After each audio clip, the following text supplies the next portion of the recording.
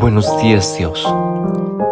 Reflexión del Evangelio del día por el Cardenal Luis José Rueda Aparicio. Abre tu corazón a la palabra de Dios.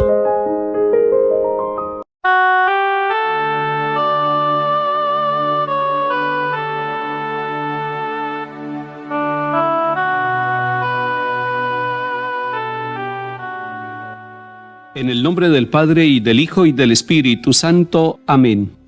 Señor, cuando florece un nuevo día en el jardín del tiempo, no dejes que la espina del pecado vierta en él su veneno. El trabajo del hombre rompe el surco en el campo moreno. En fruto de bondad y de justicia convierte sus deseos. Alivia sus dolores con la hartura de tu propio alimento, y que vuelvan al fuego de tu casa cansados y contentos. Amén.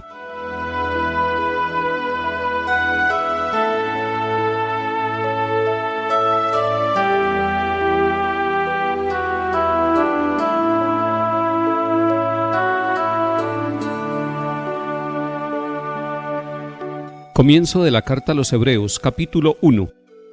En muchas ocasiones y de muchas maneras habló Dios antiguamente a los padres por los profetas. En esta etapa final nos ha hablado por el Hijo, al que ha nombrado heredero de todo, y por medio del cual ha realizado los siglos. Él es reflejo de su gloria, impronta de su ser. Él sostiene el universo con su palabra poderosa, y habiendo realizado la purificación de los pecados, está sentado a la derecha de la majestad en las alturas, tanto más encumbrado sobre los ángeles, cuanto más sublime es el nombre que ha heredado. Pues, ¿a qué ángel dijo jamás: Hijo mío eres tú, yo te he engendrado hoy? Y en otro lugar: Yo seré para él un padre, y él será para mí un hijo. Asimismo, cuando introduce en el mundo al primogénito, dice: Adórenlo todos los ángeles de Dios. Palabra de Dios, te alabamos, Señor.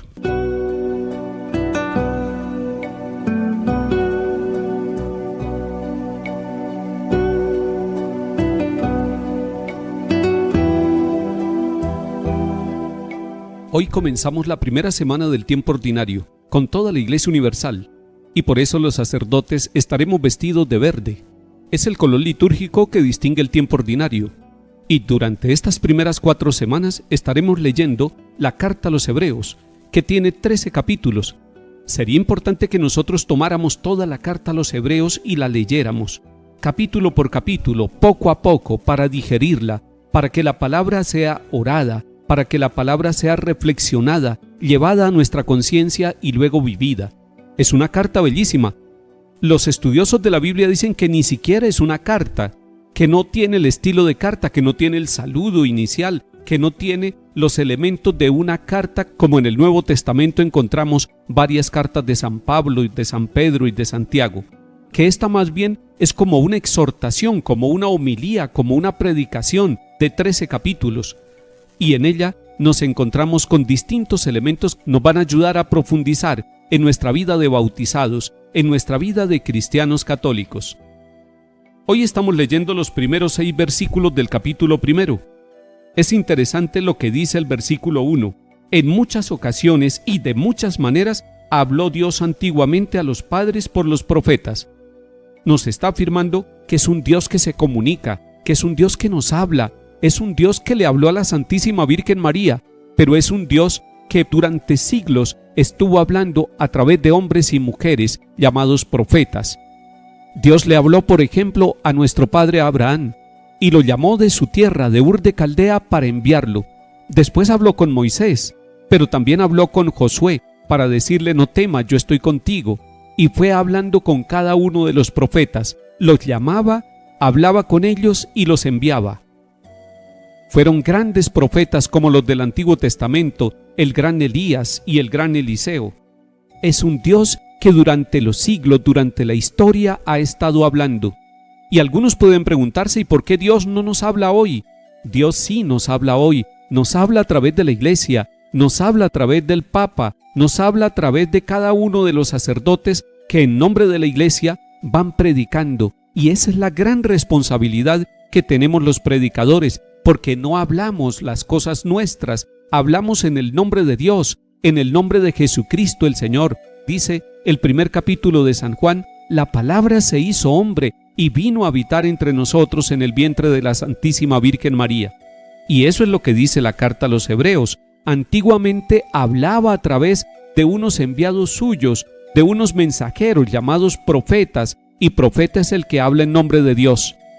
Pero en los últimos tiempos, en la plenitud de los tiempos, cuando la Santísima Virgen María dijo sí a la voluntad y al plan salvador del Padre, ya no nos habló por intermediarios, nos habló por su propio Hijo, nos habló por el Salvador, por el que nació de la Santísima Virgen María, por el que nació en Belén, por aquel que vino a predicar el reino, aquel que vino a decirnos que Dios es nuestro Padre y que Dios no quiere la muerte del pecador, sino que todos los hombres y mujeres se conviertan y vivan.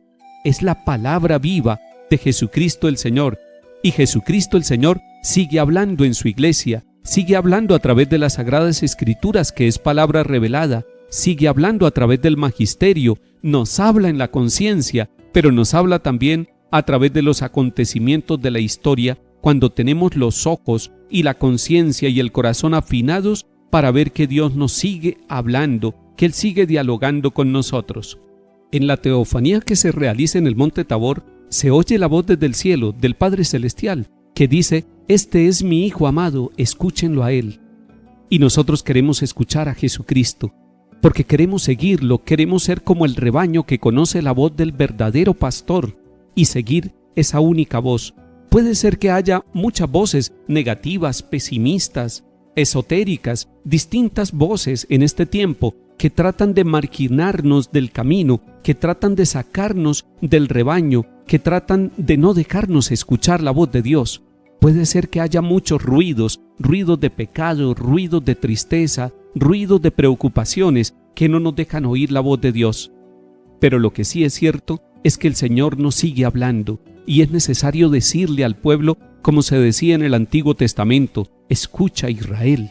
Nosotros tendríamos que decir: «Escucha, Iglesia Universal», escuchen hombres y mujeres, escuche humanidad entera, porque el Señor sigue hablándonos a cada uno de nosotros y nos sigue dando la buena noticia de salvación para animarnos en medio de las enfermedades, para animarnos en medio de las calamidades, de los sufrimientos y de las pruebas, pero también para corregirnos, para santificarnos, para purificarnos. Es una voz que va transformando la vida de cada uno de nosotros. Y hoy nos está diciendo que ese Hijo es el heredero, que por medio de Él se ha realizado todo el universo, que Él es reflejo de la gloria del Padre, y tercero dice: por Él se sostiene todo el universo.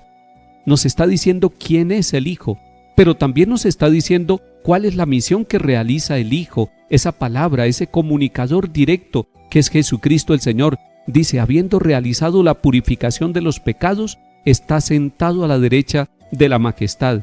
La gran misión de Jesucristo, la palabra encarnada, es purificarnos, es responder al gran problema del pecado. Solo Cristo, con su misión, con su presencia, con su muerte y resurrección, purifica realmente del pecado a la humanidad. Y luego hace una comparación con los ángeles y dice: es distinto un ángel al Hijo. El Hijo es superior totalmente a los ángeles, porque a ningún ángel le ha dicho: tú eres mi Hijo, yo te he engendrado hoy. Nosotros ponemos hoy nuestro corazón en ese Hijo, en el Hijo de Dios Padre, a quien estamos llamados a adorarlo.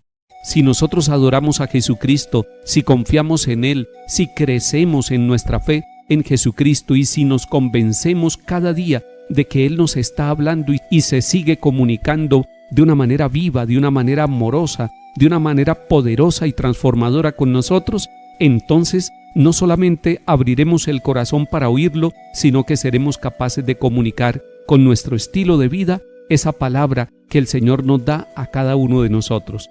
Seamos oyentes asiduos de la palabra, no con el oído, sino con el corazón, y seamos comunicadores de la palabra, no solamente con nuestra voz, sino con nuestro estilo, nuestra forma de vivir, nuestra vida cristiana dentro de la iglesia y dentro de la sociedad.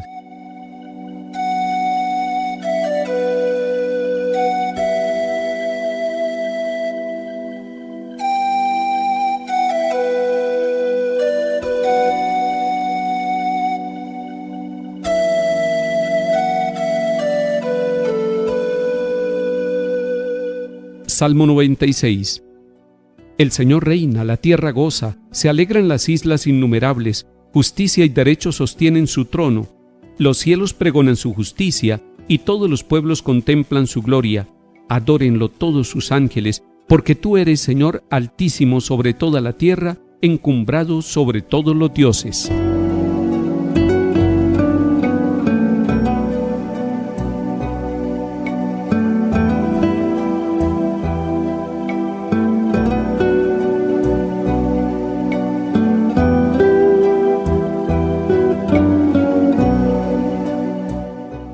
Lectura del Santo Evangelio según San Marcos, capítulo 1. Cuando arrestaron a Juan, Jesús se marchó a Galilea a proclamar el Evangelio de Dios.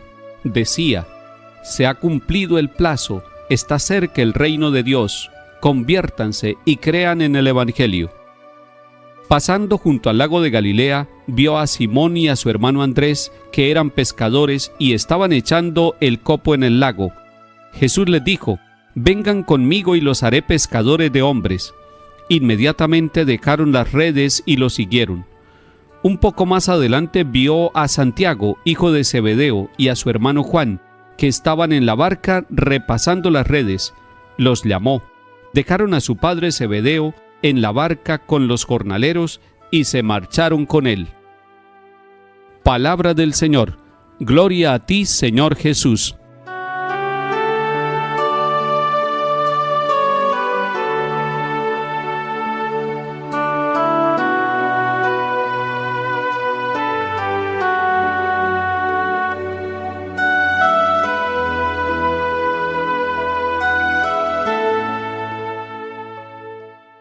Iniciamos la lectura del Evangelio según San Marcos y le recomiendo que usted tome en su Biblia, también en sus ratos de descanso, en sus ratos de oración.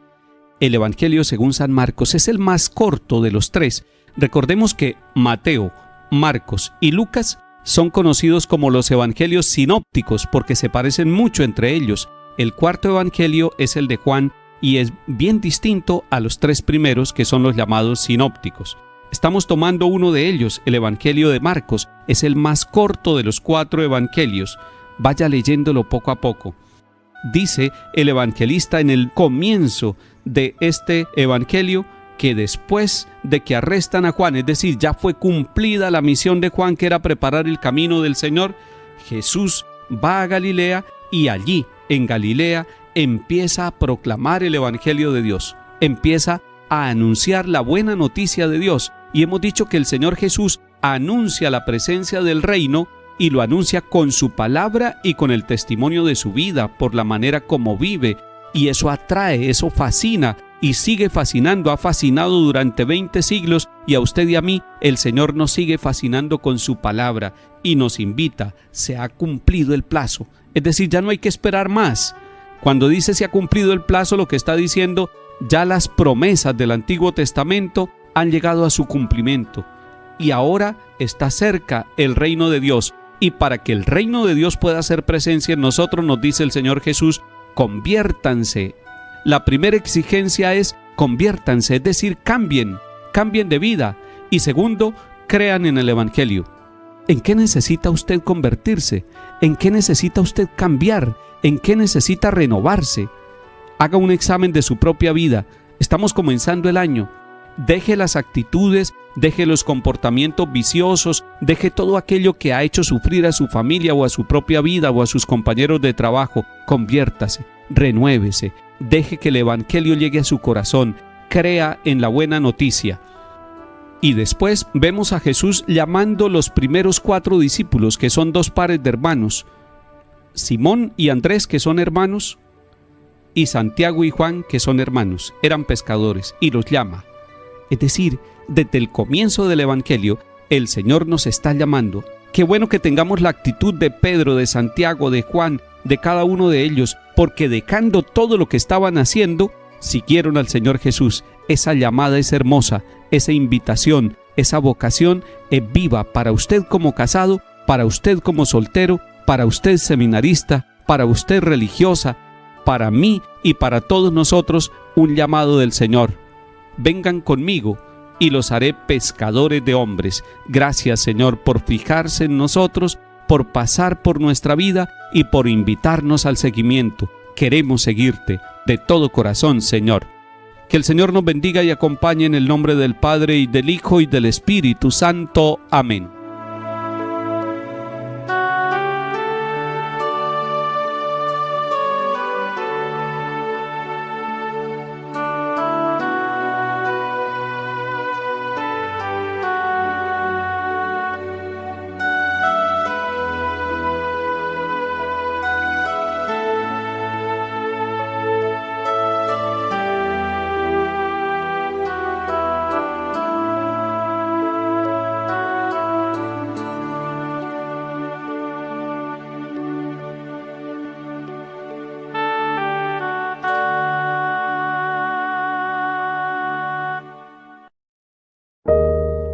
Buenos días, Dios.